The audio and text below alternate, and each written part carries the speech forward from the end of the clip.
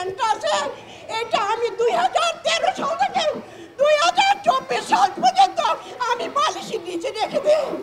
শুধু প্যান্টটা হাত দিয়ে বলে আমার ছেলে ফিরে আসবে, আমার ছেলে এসে বলবে আম্মু আমার প্যান্ট দাও, আমি প্যান্টটা বলবো।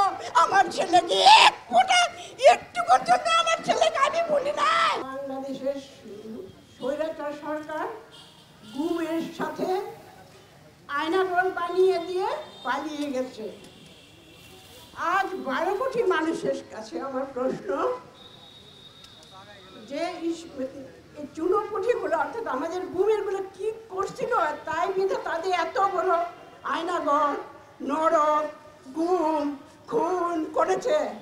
তো যারা আদেশ করেছে, যাদের আদেশে এগুলো হয়েছে, তাদের কি হওয়া উচিত? আমরা 12 কোটি 18 কোটি মানুষের কাছে আমি প্রশ্ন রাখতে চাই। আসসালামু আলাইকুম, সবাইকে আমার সালাম। আমি আব্দুল কাদের মাসুমের মা। অনেকবার আপনাদের সামনে দাঁড়িয়েছি, অনেক কথা বলেছি,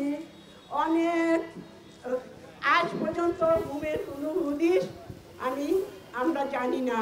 4 ডিসেম্বর তাকে বসুন্ধরা আইব্লু থেকে তুলে নিয়ে গেছে। এরপর আমার সরকারের নির্দেশে আমার ছেলেকে গুম করেছে 2013 থেকে। আমি 2024 পর্যন্ত এই ছবিটা নিয়ে শুধু তাকে বলতেছি আমার ছেলেকে দেন। আমার ছেলে ভোটারও হয়নি, আজকে সে লেখাপড়া বিনা বেতনে স্কুল কলেজ ভার্সিটিতে সে পড়াশোনা করতো। আমার অনেক স্বপ্ন ছিল আমার ছেলে প্রশাসনে তার চাকরি হবে, সে তার প্রশাসন লক্ষ্যই ছিল, সে প্রশাসন ছিল। কিন্তু এই গুমের সরকার আমার ছেলেকে 2013 সালে 4 ডিসেম্বর গুম করেছে। তার আরেকটা প্ল্যানিং ছিল যে বাংলাদেশে অর্থাৎ আরো অনেক শহীদের রক্ত সে নিয়ে যাবে। তারপরে নিয়ে গেল। তারপর 2000 আমি গুম সমন্বয় ভাইদেরকে, আমাদের এই সময় আসিফ নজরুল স্যার, মারুফ ভাই, আদিল ভাই, ফরিদা আপা, সবাই এই সময়টা আমরা যেখানে দাঁড়াই না কেন ওনারা পাশে থাকতেন।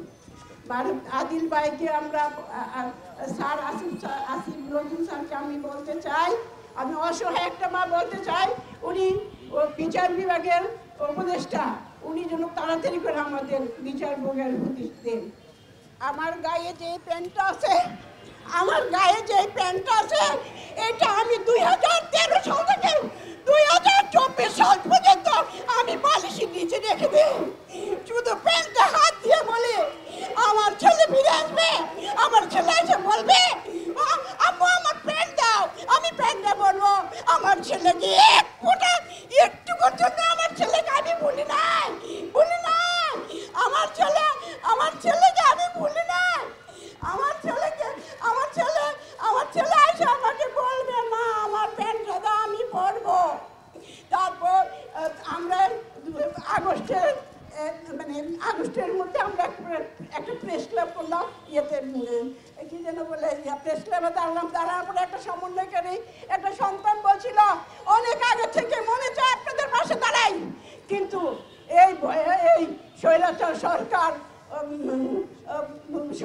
সরকারের ভয়ে ওনারা আমাদের পাশে দাঁড়াতে পারে নাই। কিন্তু এখন আমি বলবো তোমরা আমাদের সন্তান, তোমাদের পাশে আমাদের সদনকে দেখতে চাই।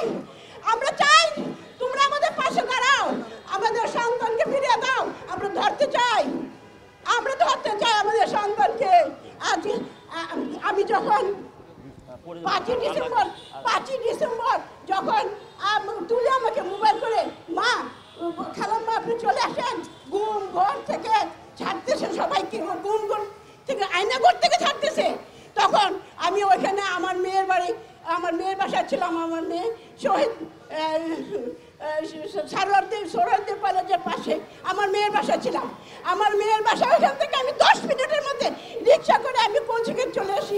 এবং মারুফ ভাই ছিলেন, মারুফ ভাইয়ের সাথে আরেকজন অবসরপ্রাপ্ত ম্যানেজার ছিলেন, উনি বললেন উনারা কথা বলতেছে ঘুমের ঘরের সাথে মোবাইলে। তখন এক সময় মারুফ ভাই আমাকে মোবাইল ধরে দিলেন। আমি বললাম যে আমার সন্তানকে আমার বোনকে ফিরিয়ে দেন, আপনাদের কাছে চিরকৃতজ্ঞ থাকবো। কিন্তু তারপরে সকাল রাত 11:30 থেকে বাসায় আসলাম। বাসায় এসে সারা রাত ধরে জানালা খুলে দরজা খুলে শুধু তাকিয়ে থাকি। মাসুম বোধে আসলো, ওই কার মাসুম, ঘুম তো ঘুমই করেছে। তারপর আমরা প্রত্যেকটি পরিবার আমরা একদিন রাত্রে, বিশেষ করে আগস্ট মাস পর থেকে আমরা ঘুমাতে পারি না।